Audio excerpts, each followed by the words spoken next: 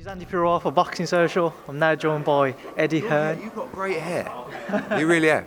Like, how do you get it like that? It's taken years of practice, Very Ed. square. Do you know what I mean? But it's got great fit. I need a bit of that thickness. You know what I mean? I like the way it's done. Anyway, crack We on. spoke about this before. He's after Khan-Brook. I rate it. You've done it well today. It's like, no, No, the quiff is strong. We're speaking about this, but I actually need to get my hair cut because I'm going away over the weekend. I don't suppose you know any barbers in London because mine. Not that you want to pay that sort of dough for. Do you know what I mean? It's a bit Trumpy around here. So, yeah. I mean, you could have some connections for me, Ed. You know what? I'd sort me out. Don't drop my name. They'll charge you double. Alright. Well, Ed, we're here for the Ryder-Sirotkin fight. I don't know how I'm saying it. Sirotkin. I can't. Yeah, it's easy for you, maybe not so much for me. How did this opportunity come about for John? Well, I've been pushing for it for a long time because when John beat Patrick Nielsen, he moved top 5 in the WBA, and obviously then he stopped Jamie Cox as well. So, I've been pushing for a mandatory shot at that title. Obviously, George Groves, since he beat Chudinov, has boxed now Jamie Cox, Eubank Jr., and now Callum Smith. He hasn't had a mandatory yet, so he's due one. And Ryder and Sirotkin are the two guys up there in the rankings that are going to contest it. So, a massive opportunity for John. I feel he deserves it, He lost to Armfield, could have gone either way. Lost to Fielding, could have gone either way. Come back with a massive win over Patrick Nielsen. Big stoppage win over Jamie Cox. And if he can beat Sirotkin, who is probably the favourite in the fight, but people don't really know a lot about him. But I think the Russians think they're the favourite in the fight. So if he can beat him, then he gets the shot. And I think one he fully deserves. What do you know about Sirotkin? What have you seen of him? Well, he's 15-0.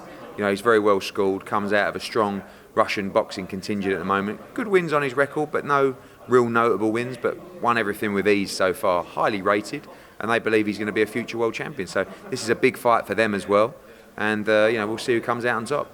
I was speaking to John earlier, and John was saying that he feels that if he was to lose another fight, it's 5 on his record.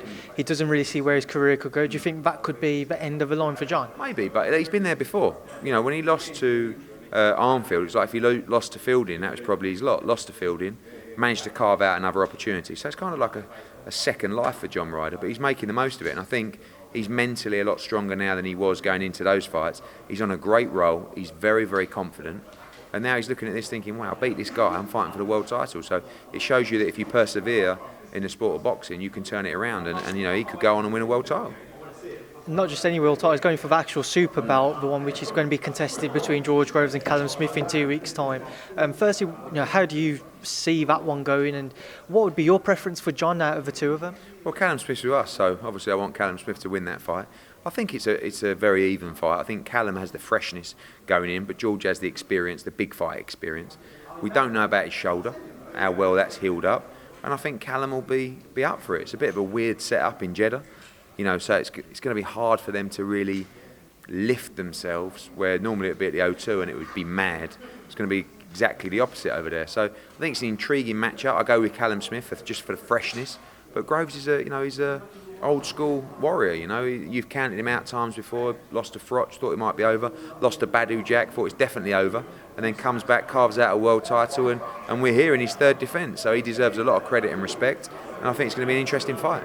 Is that a potential matchup as well? We could see obviously the winner of Ryder versus Sirotkin, if he was to go on to fight either Groves versus Smith, going in against Rocky Fielding, who's got the regular. Yeah, you've got Rocky Fielding. Listen, if Ryder wins his fight, he could go straight in with Fielding, because the winner of Smith and Groves, they're probably not going to fight till March or April. So we'll see what happens. But Rocky's in the mix to fight everyone. Of course, he's regular champion. So it's going to be interesting. Rocky did put on Twitter the other day, he's waiting for news. Have you got anything on his next fight yet? Well, Sauerland have an option on him, so we're waiting really to hear what Sauerland want to do for that option, and we should know that within the next 4 or 5 days. And then just sticking with this card, you've got Ted Cheeseman going in with a ghost today. Well, the ghost has seen a Byfield. I'm still getting over the fact that he ain't turned up, but there's been a lot of mind games on Twitter and stuff like that, and maybe this was his idea of mind games. Cheeseman against Byfield is a fight that a lot of people are talking about. Could be a domestic fight of 2018. It's a great fight between two young fighters, and obviously we backed Ted to come through in that fight. I believe he's a quality operator and a big chance for him to win the Lonsdale belt. Ted, I was speaking again earlier, and he was just saying some of the names, Eggington, Fitzgerald, Fowler, obviously, of the light middleweight division. Are these fights which Ted needs to overcome before he looks to move past domestic level? Yeah, he's going to be at domestic level for the next 2 or 3 fights. So, if he can beat Byfield, which I believe he will, I see him fighting the winner of Fowler and Fitzgerald, which will likely get made for December. It's a brilliant fight domestically, both Fowler-Fitzgerald and the winner versus the winner of Byfield against Cheeseman. So, I think it's a great time for the super welterweight division, or light middle as I prefer to call it. And, Byfield against Cheeseman is a brilliant fight. And we've also got Richards versus Jake Paul. Jake Paul's first fight under Dominic Ingle as well. What made this fight come about? I think we're just at a stage now in British boxing where it's like you've got 2 guys who both want to achieve the same thing. They both want for Craig another shot at the British title, and for Jake a shot at the British title. And you look at it and you say, this is a good fight. Just fight each other, And it's like, oh, well, what about Johnson or Buglioni? No, fight each other, and the winner can fight them. It's a great TV fight. It's a great fight for the fans. It's a 50-50 fight. So respect to both of them. And again, another one where you can't pick a winner. And another one which will be a much anticipated bout is the return of Isaac Chamberlain after some time out, and a new trainer, Angel Fernandez.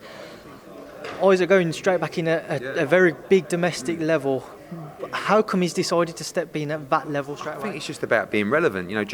Luke Watkins said it up there. I don't want to go back and take an easy fight. I want to be in the deep end. They want to be on TV. They want to be in championship fights. So Watkins against Chamberlain, again, it's another pure 50-50. I don't know what way it'll go. You've seen Chamberlain's made some good adjustments, but it's hard making those adjustments and then coming back into a crunch fight. So they're confident. Paddy and Luke are confident. It's another great 50-50. Are these the types of shows which you want to try and get on maybe more? So we obviously see your call, the JD Next Gen shows, this filled with a lot of 50-50 fights. Are these the types of shows which you want to try and put on more so as the years go on? I call this like a trade show, if you like, in that it's a fight for boxing hardcore fans. They're not household names, but you look at the response on social media for this card and it's like, this card is the bollocks, from 7 p.m. till the end, pure 50-50 fight. So it's great to get that response, but also that it might not attract the casual market like a Khan would last week, or a Joshua would, or a Kelbrook would, or a Bellew would. But these guys are all there to step up to that level. They're all on that journey. So, if you're going to put a card on where there aren't the big household names, they've got to be in these kind of fights. And that when you put this card on, everyone that's spending their money on a ticket, everyone that's watching at home on Sky Sports or DAZN in America, are going to finish a show and go, that was unbelievable. So it's a very low risk show for us in that respect, because it's going to be fantastic. So, the tickets will sell well, the viewing figures will be good, not of a Khan or a Brook or a Joshua, but these are some of the next generation of the British fight scene. So it's a great chance for them to be shining on the big stage. I know previously you've mentioned with your call shows you make small losses on those. Is it the same with this one, where maybe small losses may be made, but obviously in the bigger picture it's getting the exposure and the fights together for some of these guys to go into bigger and better things? Yeah, a lot of the time it depends on ticket sales. We're certainly not going to make money on this card, but it's a business where we're doing eventually probably between 40 and 50 shows a year. So that's just the boxing business. You win some, you lose some. But if you're going to build the next generation of fighters and put them in these kind of fights, then you need to give them these kind of opportunities. So this card, you may see a world champion emerge from this card, and that's what it's all about. You can't just put on big showcase fights, and you need to be building all around. And like I say, the response of this card is unbelievable. I can't wait for it. It is a view of more of a hardcore fight fan, but that's fine because that hardcore base is growing and growing daily. Just the question previous to the last one, you brought up the viewing figures from Khan. What exactly is the record that he broke? If you just explain that. So he was the highest rating fight in the history of the sport on subscription TV. So across everywhere? Yeah, non-terrestrial. So like Sky Sports, BT, any other subscription service. And there's been some big fights. So, it was off the back of the England game, but the peak came 25 minutes later after that programme ended. So that shows you that they were there for Khan, and obviously they'd heard during the night that Khan was up and down in the fight, and they're tuning in to watch. So great for the sport, where you can walk into a broadcaster's office and go, yeah, see that, busted 1 million audience on that, so it's great times, and that will make other broadcasters take note. That will make Sky pump more money into the sport. So it's good times right now. What did you make of Amir's performance then against Samuel Vargas? I thought it was a good performance. I think people have been a little bit harsh, to be honest. You can't really take anything from the Le Greco fight. So that really is his first comeback fight since Canelo. 2 years out, like a bad knockout. Yeah, he got chinned in the second round. He shouldn't have. He got sloppy. but he got up and he won nearly every round of the fight. So, it was hugely entertaining. Everybody loved it, and that's Amir Khan. So he's a massive star, and you can't just expect him to be at the same level that he was being 2 years out of the ring. So it was a very, very important 12 rounds, and now ready for the big fights. If you're Khan-Brook or you're Manny Pacquiao and you watch it, I know Khan was ringside, are you taking confidence from Amir's performance? Yeah, I think people always look at Amir and think that he's susceptible, but he also is hard to beat because he has very fast hands and he's very skillful. So I think Khan-Brook has always believed that he could beat Amir Khan, and so has Manny Pacquiao. But we'll see, which way it unfolds. I think you're not going to struggle getting an opponent for Amir Khan because, like I said, people think they have a good chance to beat him. But time and time again, he's proved that he's not that easy to beat. So he's only lost at the elite level with the exception of Prescott. So, we'll see which way he goes. I saw Amir on Monday in his gym in Bolton, done a quick interview with him there, and he said that he was meeting with you this week. Have you had that meeting yet, or what's been discussed? I'm leaving in about 2 minutes to have it. We say 2 minutes, Ed. Actually, 30 seconds. Right, we'll just touch on the rest of the card as well. Langford, Wellborn, did that live up to your expectations? Fantastic. I mean, I have a lot of respect for Tommy Langford because that was really a fight where you learn a lot about the sport in terms of the toughness, the tenacity of these guys, the bravery. Langford was out a couple of times in that fight, particularly in the first round. I saw him in the 11th and 12th biting down on his gum shield. He could have won the fight. A lot of people, I think more people thought that he won the fight than Wellborn. Very close, could have gone either way. But, Wellborn deserves credit, and Langford, brave as they come, and you don't want too many fights like that as a fighter because he had to give absolutely everything. And it was just a brilliant night of boxing. And what did you make of Sam Eggington? A big defeat for him to try and come back from now. I know he was looking to put him on the AJ card. Gutted. I mean, he had a fight lined up against Brandon Rios. People say, should he have been in that fight? If he can't beat people like that, he shouldn't be in with Brandon Rios. And if he's going to perform like that, he shouldn't be in with Brandon Rios. Because Brandon Rios is levels above that guy who beat him.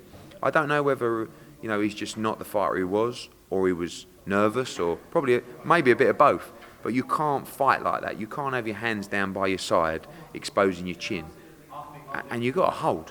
You won British, Commonwealth and European level championships. You've got to be able to ride out getting hurt. So, look, we'll always support Sam Eggington, but you can't fight like that, especially when he moves. Maybe he could get away with it at welterweight because of the size of him. Now you step up to light middle and stronger guys who hit harder. So he's got to look at himself, come back. If he wants to come back in a couple of small fights, see if he feels that he's still got the sharpness, and then gamble again. But it was a big blow for Sam Eggington. I know your dad thinks highly of Sam, so does that maybe put a bit more pressure on you to deliver him the fights that he wants? I mean, we delivered him the Rios fight, and you look back in hindsight and say, well, should you have had that fight? But again, it was in Birmingham. He sold a lot of tickets. It's a guy who's been beaten twice. He should be beating those guys. But whether he was tentative because of the big fight, or whether he just wasn't sharp enough, or who knows what it was. But we got to find out. If he wants to fight again. But the problem is with Sam Eggington, he's had the career where maybe you could walk away from the sport, but he's also 24. So it's a catch-22. But as always, we will support Sam, and my dad. He's his favourite fighter, so he's always going to help him out.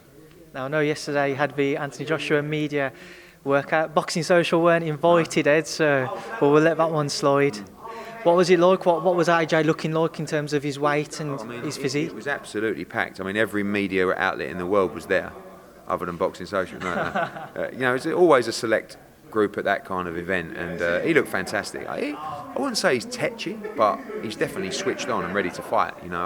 I think a lot's been said in the build-up to this fight, about other fights and stuff like that, and he's out to put a performance on September 22nd. He knows how difficult the fight's going to be against Povetkin, but he's ready, he looks in great shape, and I expect a devastating performance. Does Anthony need to put on a performance and need to get this knockout victory just to make a bit of a statement, knowing that Wilder and Fury are going in with each other as well? He doesn't see it like that. The aim is to win. I think he's made his statements, and in terms of his rise and how quickly he's done it, but he always wants to knock out. Against Parker, I thought it was a brilliant performance, but he wasn't as devastating and sometimes as vulnerable as he has been in the past, and crowds like to see that. Obviously, as he matures and learns more about sport, he doesn't want to be vulnerable. That's not the aim of the game. But he also wants to be explosive, and you'll see that against Povetkin, because Povetkin will have a go, he won't go into a shell, and Joshua's going to have to hit him hard and nail him, and when he stings him and hurts him, I think you're going to see a fierce performance from Anthony. I saw in one interview as well, there was a mention that Usyk might be made available for the April 13th day back at Wembley. Is that a possibility for you? Everything's a possibility, but if the Bellew fight gets made, he'll have to beat Bellew first, and that's certainly not a foregone conclusion. So Usyk will be there next week, and hopefully we can get a Bellew fight over the line. And Usyk's aim is definitely to fight Anthony Joshua, but like I said, he has, I think, the toughest fight of his career so far against Tony Bellew. Now my final question, because I know you want to shoot off. I know that AJ wants to unify the entire division. Deontay Wilder fighting Tyson Fury for the WBC belt. When do you think we would see the Wilder fight if it doesn't happen in April? Well, then he only fights twice a year, so it's either November after that or December, and then if not, you have to wait another year. So we keep reaching out to Wilder's team to talk, but they won't even talk to us. And that's very frustrating because you read our social, when are you going to make the Wilder fight? How can you make it if they won't even respond? People say, oh well, they're trying to sort out the Fury fight. That's the job of a promoter, is to build and to plan the future of a fighter's career. If he misses out in April, we're left waiting for another year from now, and that's not what people want. Don't worry about Fury against Wilder, even Joshua against Povetkin. The number one fight in boxing that people want to see is Joshua against Wilder. But for us, when you've got a challenger like Povetkin, you've got to overcome that first. If Wilder's team don't want it, then they won't get back to us, and we just can't make the fight. So we have to take care of the things that we do have control over, and right now that is Alexander Povetkin on September 22nd. Well, Eddie, thanks for speaking to Boxing Social. Cheers. Take care.